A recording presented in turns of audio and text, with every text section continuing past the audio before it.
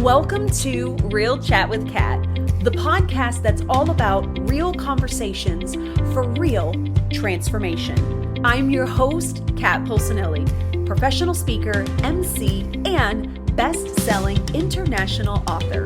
Here, we tackle the tough stuff, the mud that we all have found ourselves in. We talk about the pivots, the challenges, and the victories that shape our lives and our businesses.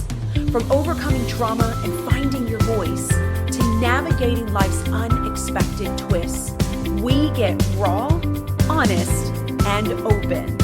You'll hear from inspiring guests who share their stories of resilience, healing, and growth. Whether it's breaking through emotional abuse, embracing self-worth, or thriving in entrepreneurship, you'll find connection, empowerment, and the tools to keep you moving forward. So grab your favorite drink, settle in, and get ready for stories that hit home and conversations that make a difference.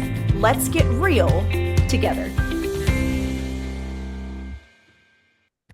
Hello, everyone, and thank you so much for joining me today on this episode of Real Chat with Kat. I am so excited to have you here with me today, and as we are getting into, by the time this releases, into the first quarter, the end of the first quarter for 2025, I'm bringing someone that I am super excited to have a conversation with where we can figure out, where do you want the rest of your year to go? What are those things that might still be holding you back? So, Brigette, thank you so much for being a part of the podcast today. I'm so excited to be here, Kat. I'm so excited. And I've had the honor of having Brigette on before, but way back when the podcast was super new and all the things. And Brigette has been amazing with staying in contact with me. I adore her. And the things that you have been through and what you have strived for and what you have pushed through is just, it's so inspiring to me as well. So please do us all a favor and tell us who you are and what it is that you do. Great. Geez, how far back do you want me to go? Yeah. Right. Yeah, I know. It's so great to be here. I know. I can't believe it's been like maybe over 2 years since we Yeah. like first had the first we met on like Potapalooza or I know. something, Yes. right? So who am I? Brigette Sobus, and I own Power and Joy Coaching Academy. I've been an entrepreneur, oh my gosh, I think definitely over 18 years now. My first business though was a hair salon. So I guess maybe I'll start even there a little bit because that's kind of it led to what I do now. Yeah. So I was a very successful master colorist and I was making a six-figure income at a salon that I was working in that was very dysfunctional. It was a big hot mess. Bad culture, no systems and structures. And I thought, if this person can own a business, there's no reason why I can't. I'm sure many of you listeners out there can feel the same way. And so the opportunity presented itself this is 2005. And I bought this business, and now I'm the owner of this business. And now I'm a dysfunctional hot mess because I realized I have no idea how to run a business. I was crying all the time. I was overly emotional. I lost my six-figure paycheck, and now I'm this owner like has no idea what they're doing. And gratefully, somebody introduced me to a consulting and coaching company back then. And back in 2005, like coaching, I think wasn't even really that popular back then Yeah. yet. And I mean, I was even back then with no money in my bank account, I think paying $1,800 a month for a coaching consultant. Wow. And it was one of the best investments I ever made because I became a really good student. I was very coachable and I started growing the business by 30, 40%, completely turned it around. I learned how to manage a team without crying, which was cool. And I grew the business. Yeah. So I became an award-winning business. And then that inspired me to become a coach and consultant.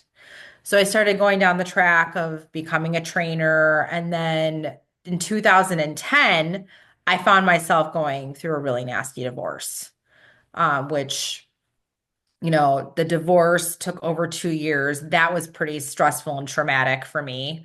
Then I found myself in $1.3 million of personal debt because my ex, that's a whole nother story, but he was a drug addict. And sometimes you just don't know what you don't know and you're trusting your spouse. And it, Mm-hmm. um, and then we're all free and clear of this, but I got breast cancer for the first time. And then I decided because I was in $1.3 million of debt, and I also had lots of counseling around it from mentors, attorneys, even my own parents. They were like, you have to file bankruptcy. And I was like, well, if I file bankruptcy, I'm at risk for losing my business, which was, I had a great reputation in Chicago. It was award winning. It was profitable. I could actually leave my business for 2 weeks and it would be running without me. I actually did take a 7 month leave of absence to heal from breast Wow. cancer because I had a lot of systems in place and team. Um, and, so I was going through all that. So kind of like, again, the reason why I'm sharing these stories is because it really does lead up to the work I do now. So even during those heights of success, and I was probably producing between doing consulting work and my salon, I was producing like over 1.3, 1.4 million in sales. And nothing was ever good enough for me. I was always on a hamster wheel of negative thought patterns. Systems and structure, 100% had me lead to lots of success. And I was a high performer. But see, I was suffering silently all the time. Like I had my anxiety. Oh, I don't call it my anxiety anymore. I'm going to delete that. I call it the anxiety. What I'm very mindful of words. The anxiety was like from 0 to 100, it was about 150. I could not handle when someone was upset or mad at me. I was a people pleaser. I was in really weird codependent relationships with either other people, like colleagues, friends, whatever. And yeah, like I was on my a negative thought. I couldn't get my mind off of negative thinking. And I actually had running jokes, which we're all free and clear of, but I would have running jokes and say, I sometimes wish I could get a lobotomy so I can like detach from these negative emotions and negative feelings. Mm-hmm. Like I used to call anger the ball and chain of negative emotions. So then moving forward, I felt like 2019 was Dark Night of the Soul year where I really hit rock bottom. Um, and I decided to part ways with the salon. I'm like, you know what? I think this is the universe's way of saying, you're done with this. You had success. It was award winning. There's something different for you. So I sold the salon and then I started getting it back into therapy. I started getting a coach again. I started thinking about what do I want to do with my life? And then I had always heard of NLP, neuro linguistic programming. I just didn't know what it was. I had this mentor go, and I'm a master of NLP. And I would be like, I don't know what you're talking about, but I like you and you're amazing. So I decided to get certified in NLP, and they were like, you're going to get certified in timeline therapy and hypnosis. And I was like, hypnosis sounds weird, and I don't even know what timeline therapy is, but okay. So I signed up, but I had this like feeling, I'm like, this is going to be the thing that actually like literally transforms my life. Because I've had lots of transformational experiences. But Mm-hmm. I was like, I feel like this is going to be like my switch is going to flip up and it's going to stay up. And I literally had the most quantum leap I've ever had in my life. I went from like selling the salon to figuring out what I was going to do to taking my first NLP certification within 6 months, I got my master certification, my board certified trainer certification, and then I launched Power and Joy Coaching Academy. So I'm going to stop there because I could keep going. But I know I we're think going to what's the go best back and about forth it, with lots of I know so questions many and things. I conversation. I love that you're so open and honest too about like all of the things that you've been through because I do see that some people share like one specific thing that like happened, and then that is kind of like, then this is when I made this change. But a lot of the times I think we forget to share that like there's a whole slew of crap. Like I could go years back, right? For myself, it's all of the other decisions that I made. It's the domestic violence situation, it's coming out of that and going to another relationship and that one falling apart, and like all these things before I got to where I was at. And we talked about this before we went online as well, is how every single one of those produce a trauma, whether it is something that you hold on to or something that your subconscious is like, oh, well, we never want that one to happen again. So let's go put Yeah. this in the box for later. And then we get down the road to make different decisions and we're like, well, but I don't get it. Like, but I feel like I'm doing this and I thought that I was doing that, right? Or we have the successful business, but everything in life is still falling apart. And I don't think that people share that enough, is like Yeah. you can have the success, you can have the 6 and 7 figures, and you can still be completely falling apart in the background and nobody knows about it because we don't share that. Social media loves to portray all the greatness and all the things that I'm doing, and not as much about like, this is what happened this day because I didn't have my life together, right? And so I love that. I feel like you've always led with this from the first time that we met up until now. I mean, I follow your socials and everything too, and you still share the journeys. I mean, you literally had surgery 2.5 weeks ago, and now you're on a podcast just ready to go with this next thing, which I love about you. And, you know, in your opinion, especially when we're talking about like neuro-linguistic programming, which for anyone that doesn't understand, it does have to do with the language and the way that the brain connects to it. And so what you say really does matter, which is interesting because I thought it was baloney until I started paying attention to it. But how do you feel like that really plays a part in how our past traumas that we think we're done with are still affecting us to this day? Yeah, I love that question. So here's the thing. Yes, words 100% matter. Like language. Like I hear the way people talk all the time. I can tell if they're what they're focusing on. Like, so if they're focusing on so one thing I always love to share, like the the unconscious mind doesn't process a direct negative, first and foremost. So if I say, do not think about a purple pig, do not think about a blue tree, do not think about your nose, did you think about any of those three things? Yeah. It's like you can't not think about it. Right. So a lot of times when we're talking about language, when I hear people talking and I'm like, hey, what do you want in a relationship? And you're all free and clear of this. And if someone's like, I don't want to date a jerk. I don't want to date someone that doesn't make any money. I don't want to date whatever. They're going on like, the track of like all the negative qualities and characteristics or behaviors they don't want in a partner. And then they're wondering why they keep attracting that person, right? So it's shifting to, I want someone that's kind. I want someone that's loving. Because that's when you're focusing on what you want versus what you don't want, that's what you're going to attract. Like, and also it's also like when you're on that thought pattern of worrying about things. Like I love following Bruce Lipton. He says that worrying is like praying for things you don't want to happen, right? Ooh. So the mind is so powerful, and I'm always working on my own mindset. Like I tell all my students and clients, I'm like, I live the work. Like it's a lifestyle. And I'm always like I said, you notice how I caught myself when I was saying, I said my anxiety, and then I said, wait, delete that. I said the anxiety because it's not mine. It's not me. It's not who I am. Right. Hmm.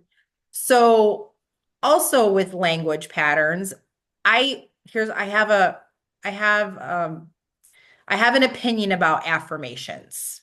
Okay. I think affirmations are great. And if your unconscious doesn't believe the affirmations, Here's the thing, you have a conscious and unconscious. And if your unconscious is incongruent with the affirmation of like, I'm going to be successful, and your unconscious is like, "Ugh, we're afraid of success. No, you don't deserve that. The affirmations won't work. That's my opinion, and I've seen it happen over and over again, and I've felt it myself. So what NLP is part of the puzzle of like what I do with people. So 95 to 97% of people's behaviors, decision making, um, come from your unconscious. And people aren't even really consciously aware of it. Most people are like on autopilot. And then they're Hmm. self-sabotaging themselves and then wondering they're like, I want to make $100,000. And then they're like, they keep finding that they self-sabotage, or they're doing roadblocks, or they're picking up their phone and they're spending half the day watching social media for some reason versus doing the things that will make them the money. So I'm going to give one more. I love this example because I've been using it a lot on how the unconscious and conscious work. So I love using if you think about an elephant, all right, think your elephant's your unconscious, and you're sitting on top of your elephant and your conscious mind. And you're conscious and you're like, I'm going to go start a business and I'm going to make $500,000 doing what I love. And your elephant is like, hell no, you're not. You don't deserve that. What if you fail? Everyone's going to judge you. What if you lose all your money with all these investments you're going to make? And like, I can keep going and going and going. So your Hmm. elephant kicks you off and you stay stuck. So the work I do is I like to retrain people's elephant. I Like like to the best release all analogy that ever. negative crap that's like it's even I like to even in the cellular system. It's not just in your conscious, like your Yeah. cellular system harbors negative emotions. Yeah, and that's another thing that I learned a couple of years ago that I thought was really interesting was I always heard people use the word dis-ease instead of like disease or sickness and stuff Oh, like that. And I was always like, I don't get it. Like it doesn't, what is that? But I do understand now that, especially when it comes to those traumas that you've been through, like you had breast cancer, you went through a horrible divorce, talked about filing bankruptcy, like all of these things still hold in the body because we as human beings, right, we decide that like, okay, this happened, cool, it's done, it's over with, and we move on.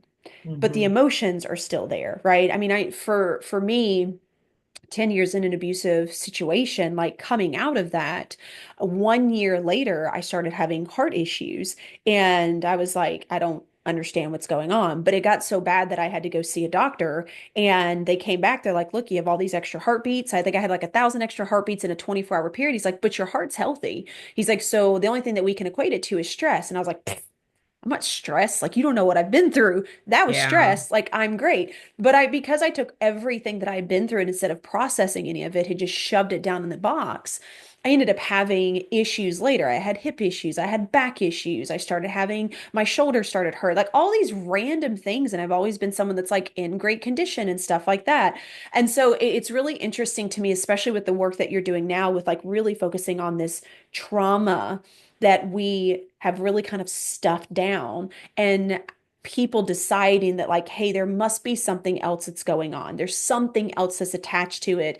How can I now start to alleviate that? And does that take for you when you're working with people for them to know what that trauma is, or is it really just the I know that something needs to shift, I'm feeling that stuckness, and then you're Yeah. able to kind of take it from there? Yeah, I think it's a both and. There's Okay. definitely people that are very clear on what it is. And there's also times when they have blind spots. Mm. So I'll give an example of someone that had a blind spot. I was working with a woman, her name is Michelle, and I actually have a testimonial on this. So I have permission to talk about it because I'm very mindful of people's confidentiality. So we did a breakthrough over the summer with her, and she really wanted to do more. She was wanting to focus on her breakthrough around money and career and like making decisions in her business. And through because I have this way that I question people. And it's Mm-hmm. very different than talk therapy. To be honest with you, the less I know about the details of the situation, the better. So after we were I did the 2 hours of questioning, detailed history. I said to her, I said, I have a recommendation for you. And she's like, sure. And I was like, would you consider doing a trauma release around your divorce? And she was like, my divorce was like 26 years ago, or how many? I can't remember. It was a Mm-hmm. long time ago. And she's like, yeah, yes, I will. So that was kind of her blind spot. She wasn't realizing that the trauma that she had from her ex and the marriage, she didn't realize how it was affecting her. And so I did a release on her, and she messaged me like 2 weeks later or 3 weeks later. Because I travel a lot. I've been a nomad for, like almost 4 years. I was in California, and she's like messaged me at like 6 a.m. She's like, I'm really not sure where you're at in the country, but I really want to give you some feedback. And she's like, I just have to tell you that I just spent and her ex used to trigger the heck out of her too. She's like, I just spent a full day with my ex, my children, and my grandchildren. And we had the most beautiful day. We were all just humans, just being together. That was her like perception. I was like, oh my gosh, that's amazing. So yes, so some people know, and then some people it's their blind spot. They're not Mm-hmm. realizing. And that's my job to kind of get it out of Which I love. them. And I've had the opportunity to test this out because I was super curious about how Bridget does this. And the way that you ask the questions, it's really, really, it was really intriguing to me. Just it's not normal, like it's not talk therapy. And like some of them would kind of throw me for a loop of like, I would have an answer before I feel like my brain had an answer. If that makes sense to anyone, like you can hear that little voice, and I've learned to also be aware of that little voice too. But there, I felt like there were some times where you would ask certain questions, and as my brain went to think on how to answer that question, there was already an answer. And I remember just like spitting out these really random things, and I'm like, this doesn't make any sense. And you were like, no, this makes total sense. Like I'm getting the full picture. And I was like, I am so confused. But it really is interesting. And I think that for so many people, we just we push forward so much, especially for those that are doers, that are Yeah. go-getters, that are those perfectionists, that, high productivity. Like we get so stuck in that being who we are and how we're going to do things that we forget that there are all these other things that still are attached to how we are making those decisions or not making those decisions. Yeah. Yeah. And like even going like I'm always Googling statistics. I love statistics. 81% of entrepreneurs suffer silently. Like they Mm, don't tell anybody. They're really good at making things look really good. Yeah. So if you're suffering silently, first and foremost, you know you're not alone because 81% of entrepreneurs do it, and there's other alternatives. There's no, as far as I'm concerned, there's zero reason to suffer. yeah. Do breakdowns happen? Yes, of course. I have them in my life. I don't know, maybe weekly. I don't know, even if it's a small thing. And it's, now I'm at the point where I have because I have all the tools and I use them. I literally practice what I preach. Hmm. Like I'm like, oh, I feel my feelings because this is not this work is zero to do with like releasing anger, releasing the guilt, releasing the all the rage, whatever that is, or releasing the trauma. And it's zero to do with like you're only going to be like in the massive high frequency of joy all the time and Yeah. happiness. You're going to be this like, oh my gosh, everything's so perfect every day. And I mean, I live more majority of my life in happiness and joy and power and gratitude. And I still feel my feelings at times. Like there's times when I might get angry, and before my anger would last, oh, months, weeks, years, whatever. Oh, yeah. I'd hold on to it. I would overanalyze what had happened. And then I'd be like, I should have done it this way. Now I'm like, I'll get angry. And then it usually is like anywhere from like 10 seconds to 5 minutes. I don't know. And then I'm like, okay, I felt my feelings. That was cool. And then I'm like, okay, what did I learn? So now I'm doing it in kind of more real time, Hmm. versus like, when I took you through that timeline therapy process. Like I'm kind of doing it more in real time. What am I learning? What happened? Okay, so how am I going to shift? What inspired action am I going to get into next? So I have that massive, because I've got the more unconscious and conscious congruency. So I'm moving through things quicker. Like I Hmm. even was on a call with someone I don't know, it was over the summer. Someone texted me about something and I was like, we're going to get on the phone and talk about this. Because I personally think too much, when you text, things get misread all the time. And Oh, the yeah. person was talking to me and she's like, well, you don't have to get mad about it. And I was like, I'm allowed to get mad. And then like I'll laugh about it like 5 minutes later. But everyone's allowed to feel their feelings. Yeah. Yeah. I I think want to, that's, I really like to, I want to shout that up now. There's no like, what do they say? Toxic positivity. hmm. I wrote an article about my thoughts on that on LinkedIn, but Oh, nice. Nice. I'll have to go read that one. But no, I agree with you because I feel like we started shifting to where like people talk about like being more positive and being more in the moment, but then it like super shifted to, but this is the only thing that you're supposed to feel, and this is the only space that you're supposed to be in. And it's like we're human.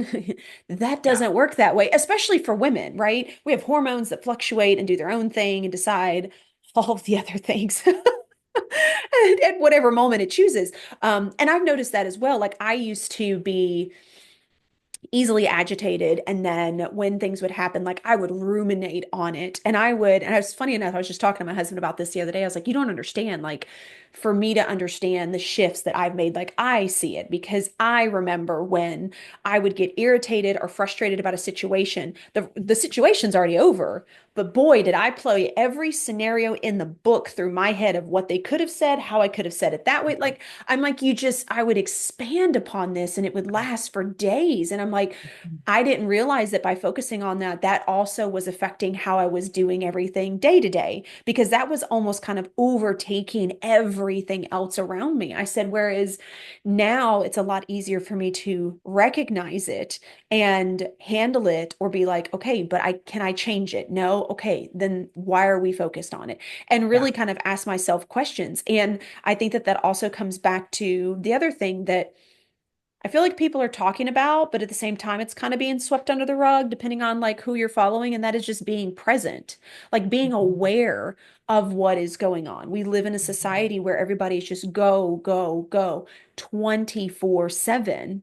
And then they're like, and you're supposed to feel your emotions. Okay, well, we need break times. We need break times to be able Mhm. to feel those. So if you just have meetings and stuff with people back to back to back to back to back, you don't even have time to catch your breath, let Yeah. alone be able to process anything that could have happened in those situations. And I'm not saying that we have time to do that all the time, but you can create that space, Yeah. right? I mean, that's a huge thing for me. Every time that I do have meetings with people and stuff like that, like I have 15-minute buffers just so I can sit there for a minute and whatever it is that I have to deal with or handle, or if somebody else came at me with like a lot of emotion that they were dealing with, I have time to then process through that because I connect to people's emotions a lot. Yeah. And then be able to move clearly through the next one. And it takes a lot of work. And like you said, this isn't something that like once you figure it out or once you go through a session or two or whatever that like you're just fixed and like this is how I always am. Like this is a way of life that you Mhm. have to or want to live by, right? Okay, forward to the cloud. This is something that we have to remember that it does take time, and we want to continue in it because there's always going to be something that's going to trigger you, that's going to tick you off, that, like you said, we feel those emotions. Mhm. Yeah, and my thing with this is again, if we're like even go to like Carl Jung's perception is projection stuff, like we are seeing the world through our eyes, right? Yeah. So this is the simplest way I like to look at some of this stuff. Because you can go down rabbit holes with those theories too. So uh my my perception is projection is like if I see something in somebody else that's like so amazing, like I'm like, oh, I'm recognizing that like so is inside me too. And how do I model that and how do I bring it out even more in myself? And then on the other side, like, because I've definitely have had people like with the perception as projection be like, if you see someone and you think that they're like a biatch or whatever you want to call them, like that means you're that too. Okay. Yes, Mhm. there is shadow work, and that's like a whole nother story. And I personally believe if someone's something like an event or a person is really triggering you like very heightenedly, that is a telltale sign of like doing inner healing work. Whether it's healing your inner child or healing your inner ego or Mhm. I don't know, something that happened Yeah. 10 years ago. Um, Yeah. that's really what is happening. Um, so I work with people a lot when they're like triggered by someone. Like again, like I'll even go back to that person that Michelle, like I helped her release anything that was being triggering around her ex. And then she was able to actually be with him. And it's not to say that, like, even with myself, like my ex-husband, and he has passed on. My ex-husband was a drug addict. Okay. And he was very good at manipulating and telling stories and lies. And I used to go down the track of like, why did I let this happen to myself? Mhm. And then I would had a lot of anger inwards too. So I did a lot of healing work around him, forgiven him, I've forgiven myself. I can talk about it now. Like it was something that happened. Do I agree with everything he did? No, no, I definitely don't, and I have like peace around it. So it's Yeah. not that when you forgive someone, you're like, oh, and whatever they did to me is like super cool. No, Mhm. that's not about Yeah. it. That's not it. I It's just, agree it's that. having more inner peace with yourself, and then being like, knowing like, oh, I'm going to stay clear of relationships like that, and then Mhm. putting in healthy boundaries and, you know, anyway, I can keep going on, right? We I can know. talk And all day, I love Kat. this. I know. And I love this one too, because that was probably one of the coolest things that I feel like I ever learned was learning to release my ex from those things. And for the longest time, I fought that so hard about Mhm. like, but I deserve justice and he's never done this and da da da da. It wouldn't have solved anything. Like it wouldn't have, even if he would have come Yeah, and apologized or like I would have known that that wasn't real. I would have known that that didn't make up for all the things that I went through. And I agree with you wholeheartedly that when you learn to forgive someone, you're really forgiving yourself for all the things that you hate about yourself because you didn't know what you didn't know in that yeah, situation, exactly. right? And it's learning to decide what you feel is worth putting your emotions and energy to. And Yeah, for me, it just wasn't worth discussing that and figuring it out. And why did he do this to me? Because I know that those are answers that I'm probably never going to get. And I'm okay with that. But what I yeah, didn't want that to do was to rule the way that I made decisions or had emotional breakdowns or things in my life, because then that ultimately was allowing that situation to control what I had told everyone I had moved past. yeah. Yeah, and I get this is I'm just feeling like called to like talk about this a little bit. I really haven't talked a lot about on social media, my thoughts on all this. And I don't know, sometimes it's like you just don't know, like, the algorithms throw things in your whatever. I don't know, because I follow a lot of coaches too. And I mean, I don't know if you've noticed this, Kat, but like there's a lot of coaches and therapists out there talking about narcissists. Yeah. And the message I'm seeing, and I don't know, I have to check myself too on how I'm reading things. Their messages are like all about making the narcissist wrong. Like Hmm. that's the heavy side of it. Okay. Yeah. And the narcissist does this and the narcissist does that. And yes, okay, great. Gotcha. All right. We know the behaviors and patterns of a narcissist. And I feel like what's missing there is them really talking about what has people keep attracting a narcissist. And it's more about doing the person that continues to attract the narcissist versus continuously making the narcissist wrong. Like, let's focus on the person that's like, would it would serve them to do their own healing work Hmm. so that they stop attracting the narcissist. Yeah. And then they're healed. And then, like, let that narcissist go be the narcissist. I don't know. Like, they can go over Yeah. there. I feel like, I mean, I was in a lot of weird codependent relationships. Would I label the people I was in relation? I don't know. Maybe they were narcissists. I don't know. I'm not a therapist. So I don't label people. I mean, I could in my mind, but I don't like say about it, but like it's like taking the responsibility and accountability, like do your own healing work if you find you're in narcissistic or abusive relationships. That would be my Yeah. biggest thing. Yeah. I agree with that Yeah. 100%. And understanding that there's a possibility of there being more to the story, right? One of the things that helped me, because I was in several groups that were like that, and it was just like everybody was talking about they did this and they did this to me, and I was just like, but we're not getting over it. We're just complaining about, like, what does that Yeah. solve? And I was given a book called Stop Walking on Eggshells, and it's about bipolar and borderline personality disorder. Okay. And really, really good read. And there's a lot of narcissistic traits that are mixed in with those two things. And when I read the book, it was like a light bulb went off, and I was like, oh my gosh, that's what he like. Obviously, I can't diagnose, right? But I'm like, out of 10 things that they stated, he's eight. I'm like, Yeah. so I feel sorry for you because you won't go get the help that you need, which could actually transform the way that you do things in your life. But instead, you've been labeled as this for whatever reason, and you've accepted that, and it's just who you are. And I thought about that, and when I thought about it in that regards, it was a lot easier for me to let go and understand that, like, not that what he did was right, but I'm starting to see the reasons why.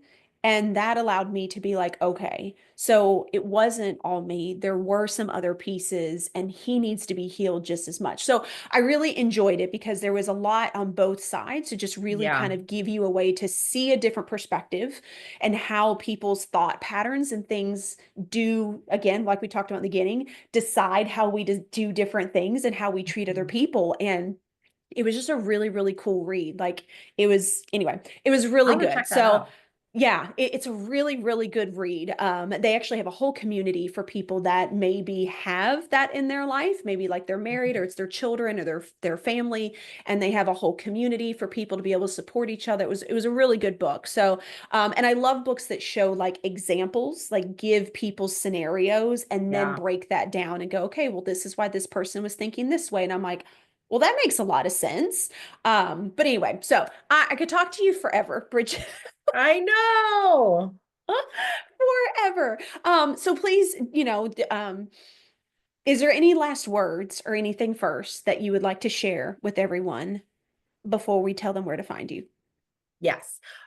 My favorite book to read around like even storytelling like that and giving examples is The Big Leap by Gay Hendricks. Oh, I've heard of that one. I've Oh, not it's like read a it. must. Yeah. It's so good. Okay. I tell every one of my clients and students, I'm like, this is a must read. Big Leap. What do I want to share? Oh, I know we could talk for I could talk to you for weeks. I would probably say that, reinvention can happen at any age, anytime. And healing, doing that inner healing work, whether it's trauma or from the past or whatever it is. There's also quantum leap tools out there that can get you really fast results. And you can also, I love to have fun. I tell my clients, I'm like, if we're going to be releasing your trauma and your stuff, we're still going to have fun and laughing along the way. So, yeah, I just love to live a life of power and joy and spread it all everywhere I go. So thank you so much for having me, Kat. You are so welcome anytime, Brigette. Please do me a favor and tell everybody where they can find you and how they can connect with you. Yeah, I would probably say one of the easiest ways is probably LinkedIn. LinkedIn is great. Brigette Sobus. I don't think there's many with my name, but yeah, I mean, I Power and Joy Coaching Academy is my website. So, and Facebook. Those are probably like the easiest ways to get a hold of me. Okay. And follow me and reach out.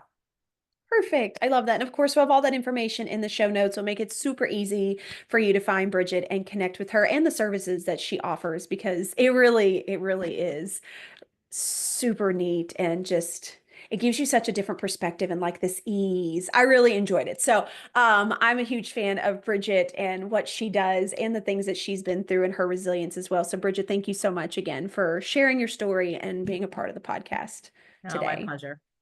Yay! And to everybody else out there, I hope you got some amazing takeaways, and maybe this shifted a little bit of your own perspective and how you view things, or maybe you're just curious enough to start asking a little bit more questions around how you are thinking of things and how long you're allowing it to control the way that you continue in your life. So I hope we think on this one, and until next time, do one thing positive for someone each and every day and see the difference that it makes in your life. Catch you later. Thank you so much for tuning in to Real Chat with Kat today, where real stories meet real solutions. If you loved today's episode, don't forget to subscribe, leave us a review on Apple, and share this with someone who may also need to hear this as well. Let's also keep the conversation going. Follow me on socials at The Lotus Effect, connect with our incredible guests, and remember, you are never alone. Your story matters, and you have the ability and the power to rewrite it. You always have a choice. Until next time, stay strong, stay inspired, and keep showing up as the incredible, unstoppable